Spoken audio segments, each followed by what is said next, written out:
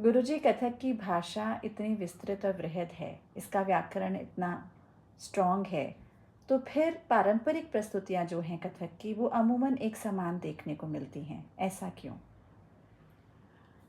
जितनी कथक की पारंपरिक प्रस्तुतियां हैं, दरअसल हम ये सोचते हैं कि पारंपरिक प्रस्तुति का मतलब हमें एक क्रम में नाचना है। और वो क्रम लगभग सभी जो करते हैं डांस, उनको ये लगता है कि जिस क्रम में हमने सीखा, हमें शायद वही क्रम नाच लेना चाहिए। और ज़्यादातर नाचते भी वही हैं कि आपने अगर तत्कार सीखी है तो आप तत्कार कर लेंगे, उसके बाद आप ठाट उठान आमद परन इस तरह से चले जाएंगे। लय का क्रम तो वैसे ही बंधा हुआ है और लय का क्रम तो वही रहता है, उसमें तो आप फेरबदल नहीं कर सकते, पर आप उसके दूसरे कंटेंट को बदल सकते हैं।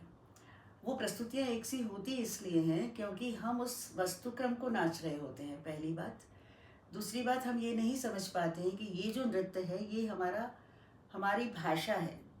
अब इस भाषा से आप अपनी अभिव्यक्ति कैसे बना रहे हैं, यहाँ चूक हो जाती है। ये हम नहीं समझ पाते हैं कि हमें सिर्फ तोड़े टुकड़े ही नहीं नाचने, उस तोड़े टुकड़े के माध्यम से हमें कोई अभिव्यक्ति देनी है या हमें कोई विचार देना है, इसकी तरफ हम बढ़ते ही नहीं हैं। हम केवल उसे नृत्य को नृत्य की तरह नाच के, जो आपने सीखा आपने उसी तरह रख दिया। कि आपने व्याकरण में अक्षर सीखे, शब्द सीखे, आपने पैराग्राफ सीखे और आपने उसे यूं का यूं रख दिया। आपने उससे कोई अपना सेंटेंस नहीं बनाया, अपना कोई वाक्य नहीं बनाया। तो जो आपने अपना वाक्य नहीं बनाया, अपना सेंटेंस नहीं बनाया, तो आपकी अपनी अभिव्यक्ति बनेगी नहीं।